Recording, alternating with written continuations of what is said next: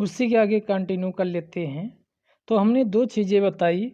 एक हमने कहा कि आईएमएफ के द्वारा दो रिपोर्ट जारी की जाती हैं, वर्ल्ड इकोनॉमिक आउटलुक, और दूसरी बताया ग्लोबल फाइनेंशियल स्टेबिलिटी रिपोर्ट। इसके बाद आपको ध्यान रखने वाली बात क्या है? ध्यान रखने वाली बात है कि आईएमएफ के द्वारा एसडीआर क्या एसडीआर की सृजन किया गया। एसडीआर को किस नाम से जाना जाता? तो एसडीआर को ही स्पेशल ड्राइंग राइट्स के नाम से जाना जाता है। ये है क्या एसडीआर? तो इसकी सृजन आईएमएफ के द्वारा 1969 में किया गया। और स्पेशल ड्राइंग राइट्स है क्या? तो एक विशेष आहरण अधिकार पत्र होता जो आईएमएफ के द्वारा क्लेम किया जाता कि वह इसे करेंसी में कभी भी परिवर्तित कर देगा, कभी भी परिवर्तित कर देगा। अब मैनेजिंग डायरेक्टर की अगर यहाँ बात की जाए, अगर मैनेजिंग डायरेक्टर की बात किया जाए तो कौन है? तो मैनेजिंग डायरेक्टर आईएमएफ के क्रिस्टालिना जॉर्जिवा को बनाया गया। किसको बनाया गया? क्रिस्टालिना जॉर्जिवा को मैनेजिंग डायरेक्टर बनाया गया है। जबकि मुख्य जो कि बुल्गारिया से हैं संबंधित, और 1 अक्टूबर 2019 से इनकी नियुक्ति हुई। अगला मुख्य अर्थशास्त्री की बात किया जाए तो गीता गोपीनाथ हैं, और गीता गोपीनाथ की नियुक्ति 1 अक्टूबर 2018 से, 1 अक्टूबर 2018 से, तो 1 अक्टूबर 2018-2019, 1 साल का गैप है। अब हमने कहा अगला, ध्यान दीजिएगा, अगला जो इम्पोर्टेंट है वो नालसा है। नालसा की फुल फॉर्म क्या है? अगर हम इस पर बात करें तो इसकी फुल फॉर्म है national legal service authority, national legal service authority. और इसमें ये चर्चा में क्यों थी? क्योंकि कितने 11,077 अंडर ट्रायल्स कैदी को क्या किया गया? रिहा किया गया। अब यहाँ 11,077 अंडर ट्रायल्स कैदी को कोरोना वायरस के चलते डिकंजेस्ट करने के लिए जेलों को ऐसा किया गया। ये इम्पॉर्टेंट नहीं है, आपके एग्जाम के लिए इम्पॉर्टेंट है नलसा act.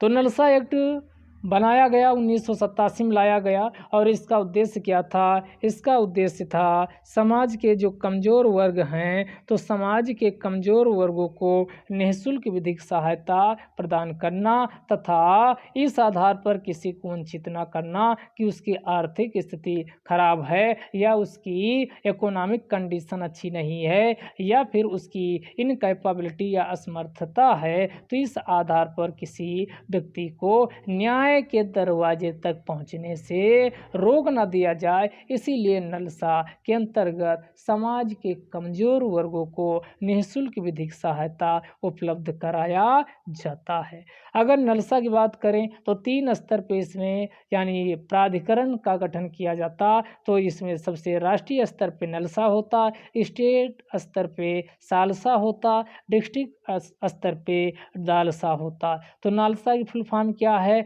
National legal service authority. और सालसा का फुल फॉर्म क्या है? State legal service authority. और डालसा की फुल फॉर्म क्या है? District legal service authority.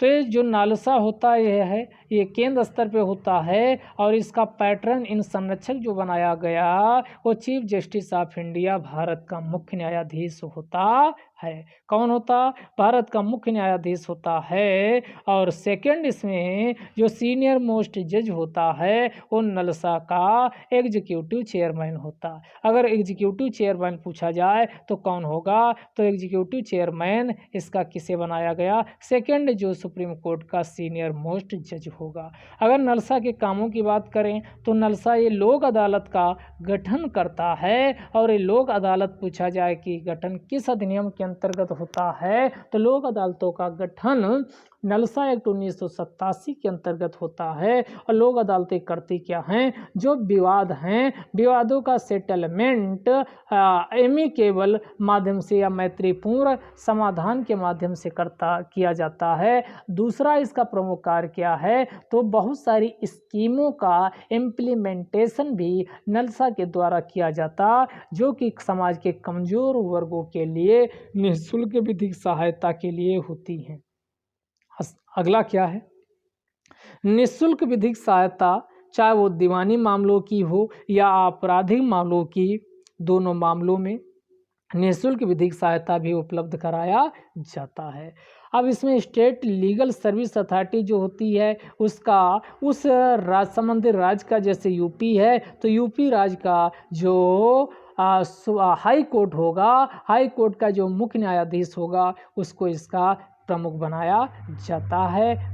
अगला डिस्ट्रिक्ट स्तर पे जो डिस्ट्रिक्ट मजिस्ट्रेट होता है उसको क्या किया जाता, इसका पैटर्न इन बनाया जाता है, संरक्षक बनाया जाता है।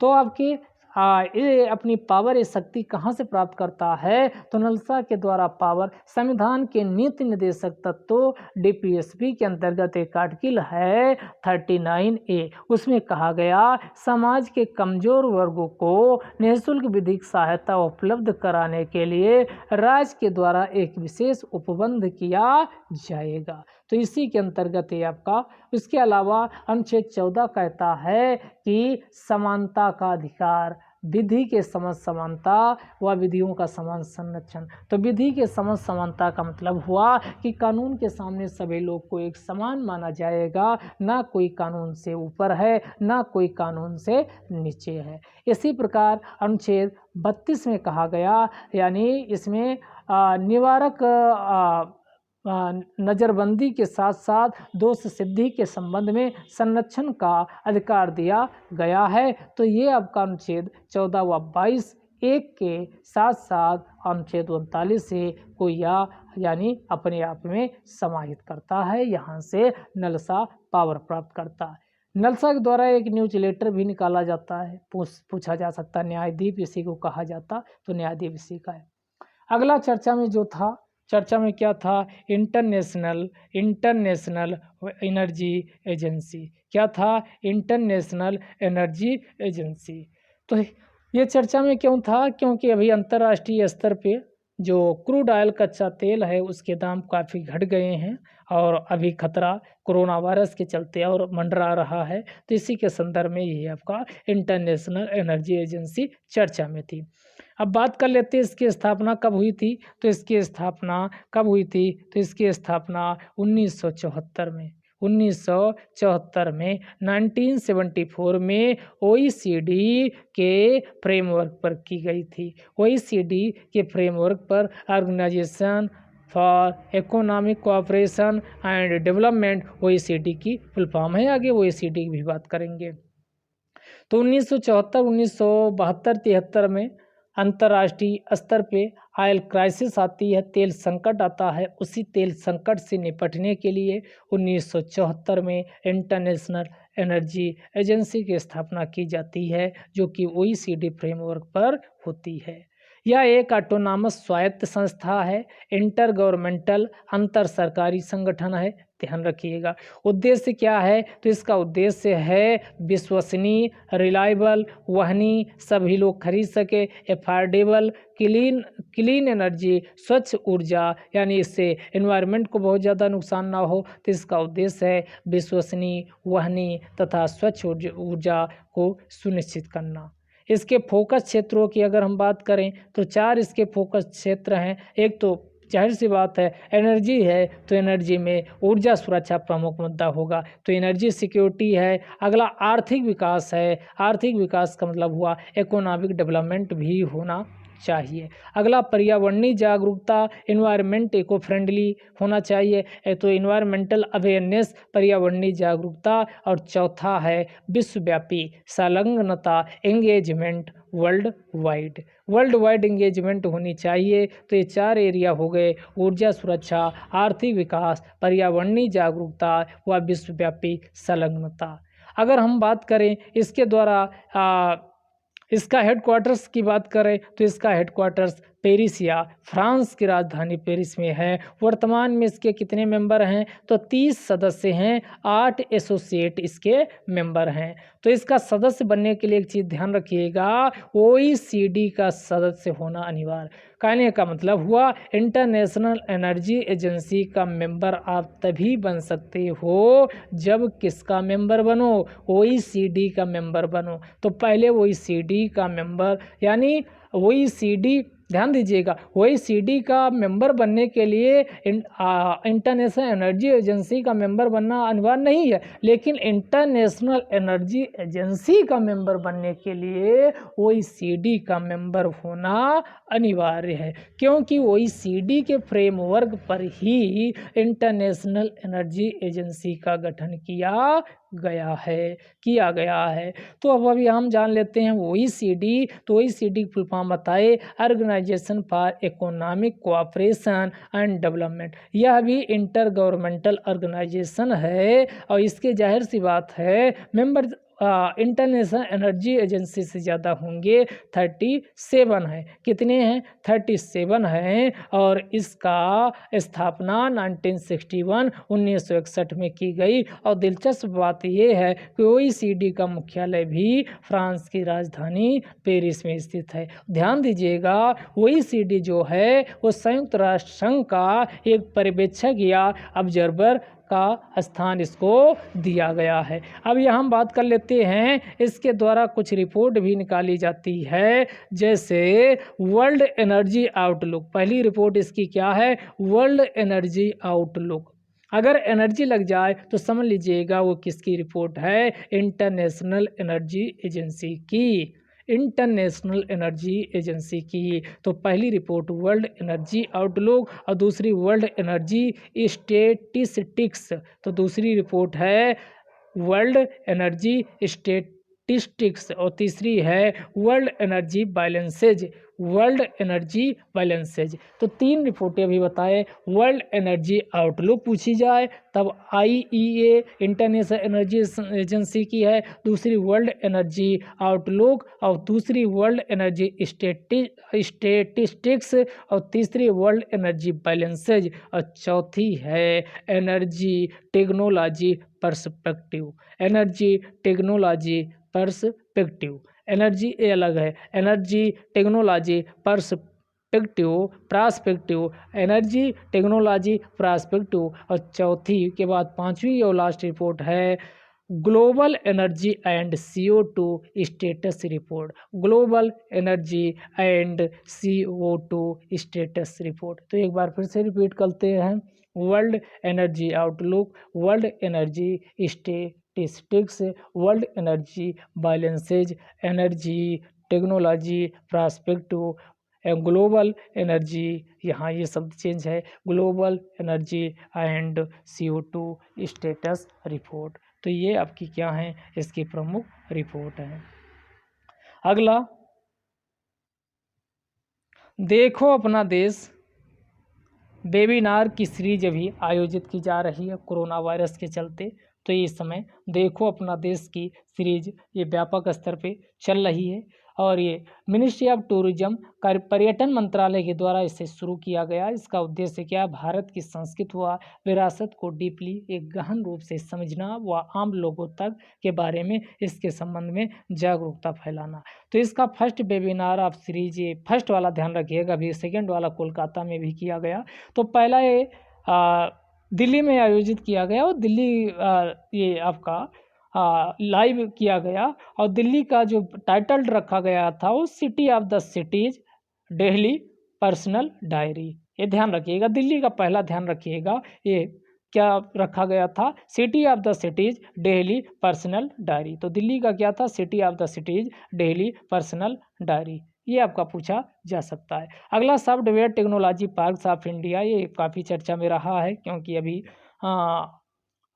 कोरोना वायरस से सभी संस्थाएं जो इम्पोर्टेंट है वो लगी हुई हैं। तो ये software technology park of India, ये आपका मेंस में पीछे पूछा जा सकता, थर्ड पेपर में साइंस टेक वाला पोर्शन से। Software technology park of India ये है क्या? तो यह एक प्रकार की सोसाइटी है, एक प्रकार की सोसाइटी है जिसकी स्थापना 1991 में की गई थी। इसका किस मंत्रालय के अंतर्गत आता है? तो इलेक्ट्रॉनिक्स एवं सूचना प्रौद्योगिकी मंत्रालय के अंतर्गत आता है। और इसका उद्देश्य क्या है? इसका उद्देश्य सॉफ्टवेयर, इसका उद्देश्य क्या है? इसका उद्देश्य सॉफ्टवेयर को इनकरेज करना, प्रमोट करना, बूस्ट करना और सॉफ्टवेयर का इनकरेज प्रमोटिंग और बूस्टिंग क्या, तो भारत से सॉफ्टवेयर का निर्यात किया जाए, ज़्यादा से ज़्यादा मात्रा में भारत से सॉफ्टवेयर का निर्यात किया जाए। निर्यात का मतलब दूसरे देशों को भेजना होता, आयात का मतलब हुआ जब कोई सामान या सेवा दूसरे देश से हम अपने देश में मंगाते हैं तो उसी को आयात कहा जाता है। तो ध्यान दीजिएगा,